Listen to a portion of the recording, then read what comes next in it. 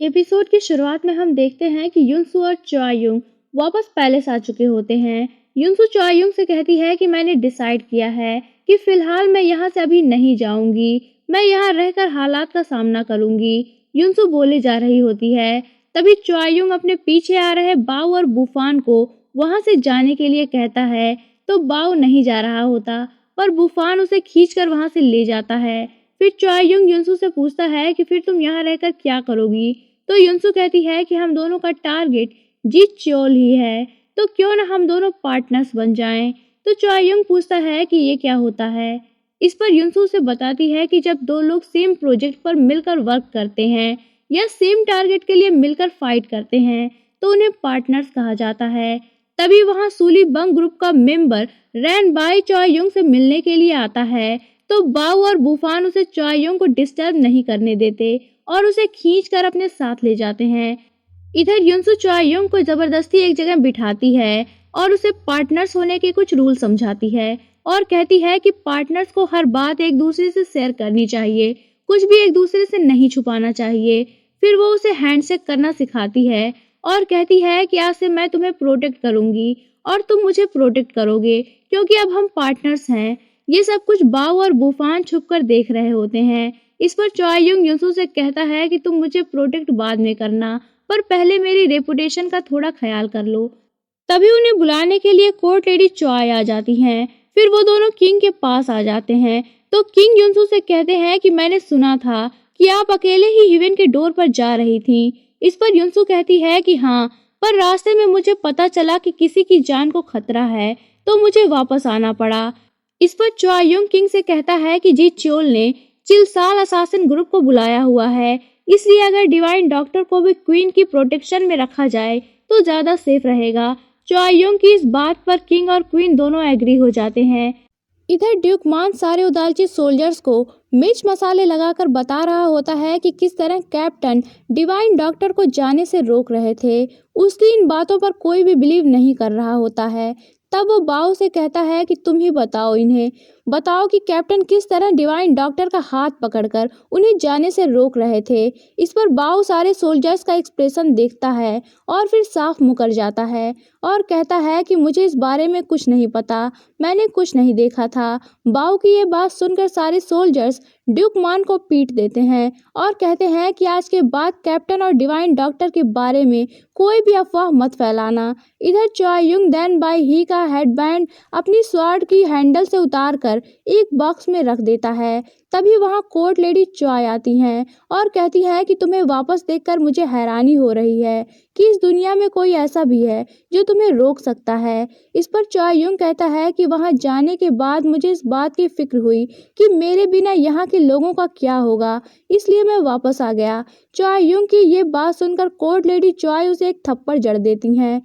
इस पर चॉयुंग कहता है कि मैं पहले ही बहुत परेशान हूँ, इस पर आप मुझे मार भी रही हैं। अभी मुझे रॉयल सरमन में आने वाले लोगों की प्रोटेक्शन के बारे में सोचना है, और वहाँ वो जीचोल है जिसे हमारे हर काम की खबर पहले ही पता लग जाती है।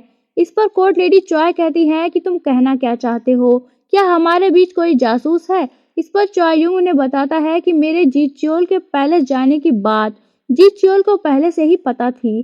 क्या आपको पता है कि ये बात कहाँ से लीक हुई।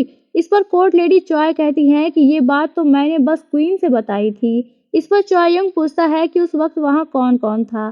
तो कोर्ट लेडी चॉय कहती हैं कि वहाँ तो बस असासिन गर्ल्स थीं, मैं इस बारे में इन्वेस्टिगेट करूंगी। फिर वो चॉयुंग से पूछती हैं कि आखिर किस तरह डिवाइन डॉक्टर तुम्हें जीचोल के पास से वापस लेकर आई है, क्या उन्होंने जीचोल से कोई डील की है। इस पर चॉयुंग ने बताता है कि उसने अपनी गर्दन पर चाकू रखा था और अपनी जान देने की धमकी दी थी। मुझे तो यकीन नहीं आ रहा कि वो ऐसा भी कर सकती है। इतना कहकर चॉयुंग वहां से चला जाता है और कोर्ट लेडी चॉय ये सब सुनकर हैरान रह जाती हैं। इधर दो असासिन गर्ल्स युनसू के लिए कुछ नए कपड़े लेकर आती हैं जो क्वीन ने भिजवाए होते हैं। युनसू उन्हें देखकर खुश होती है।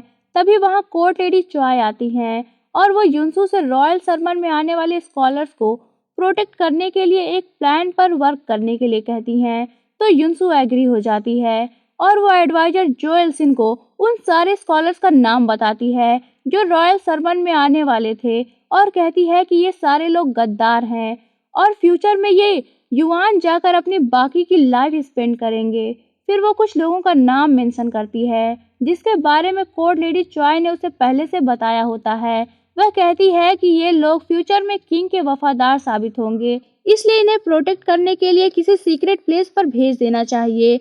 इस पर एडवाइजर कहते हैं कि मैं अभी किंग से इस बारे में बात करता हूँ। इतना कहकर वो वहाँ से चले जाते हैं और हेड असासिन गर्ल जो कि सारी बातें सुन रही होती है, वो जल्दी से ये खबर जी चोल तक पहुँचा देती है।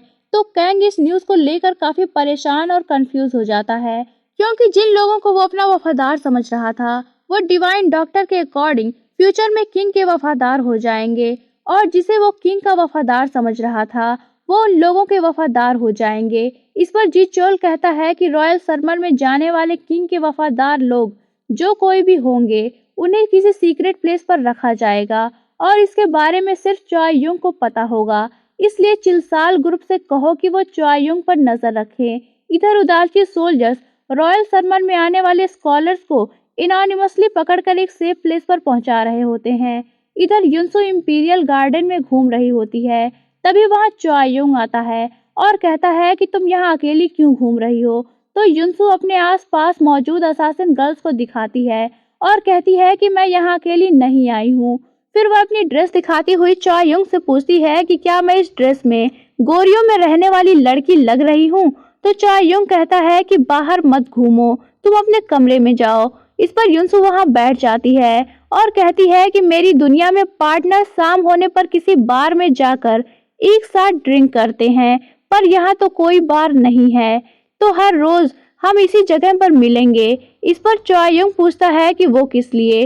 तो युनसो कहती है कि हम यहाँ एक दूसरे के वर्क को डिस्कस करेंगे और एक दूसरे को अप्रिसिएट करेंगे। फिर चॉय युंग युनसो के पैर में एक डैगर बेल्ट बांध देता है जिसमें एक खंजर होता है। चॉय युंग वो खंजर उसे उसकी सेफ्टी के लिए देकर वहां से जाने लगता है। तो युनसो उसे बाय बोलती है। चॉय युंग उसे मुड़कर देखता है और फिर चला जाता है।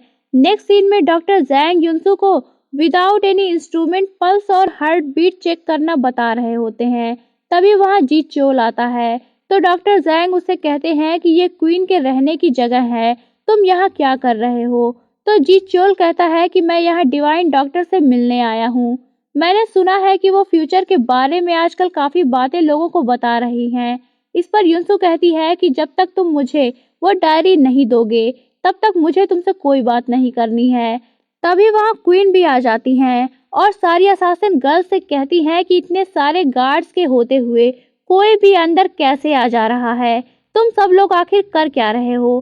तभी वहाँ कमांडर चांग स्यूक आते हैं और जी चोल से कहते हैं कि आपको किंग ने बुलाया है। इस पर जी चोल उनके साथ किंग के पास आ जाता है। इधर चॉय युंग पैलेस में आ रहा होता है, तभी चिलसाल ग्रुप के असासिन्स उस पर अटैक कर देते हैं। इस पर वो उन सब का सामना करता है। नेक्स्ट सीन में इस ड्रामे में एक न्यू कैरेक्टर की एंट्री होती है जो कि किंग के फादर का छोटा भाई प्रिंस ड्यूक हॉन्ग होता है, जिसे चुन युमना और हवासू जी चोल के कहने पर रिसीव करने गए होते हैं। इधर जी चोल किंग के पास जाता है तो किंग उससे क्वीन के रहने की जगह पर जाने की वजह पूछते हैं। तो जी चोल बताता है कि मैं वहां डिवाइन डॉक्टर से मिलने गया था और वो किंग से ये भी कहता है कि युआन से ये ऑर्डर आया है कि अगर गोरियों की शासन व्यवस्था सही नहीं चल रही है तो उसकी रिपोर्ट युआन को दी जाए, फिर युआन गोरियों को एक नया किंग देगा। जी चोल की इस धमकी पर किंग को बहुत गुस्सा आता है पर वो उसे इस बात पर कुछ नहीं कहते। यही ये पार्ट एंड होता है। तो दोस्तों, अगर आप जानना चाहते हैं कि कहानी में आगे क्या हुआ तो बने रहिए मेरे साथ, और अगर आपने अभी तक चैनल को सब्सक्राइब नहीं किया है तो चैनल को सब्सक्राइब करके बेल आइकन पर क्लिक कर लीजिए ताकि आपको हमारे आने वाली वीडियोस की इंस्टेंट नोटिफिकेशंस मिलती रहे। तो मिलते हैं नेक्स्ट वीडियो में, तब तक के लिए take care and good bye.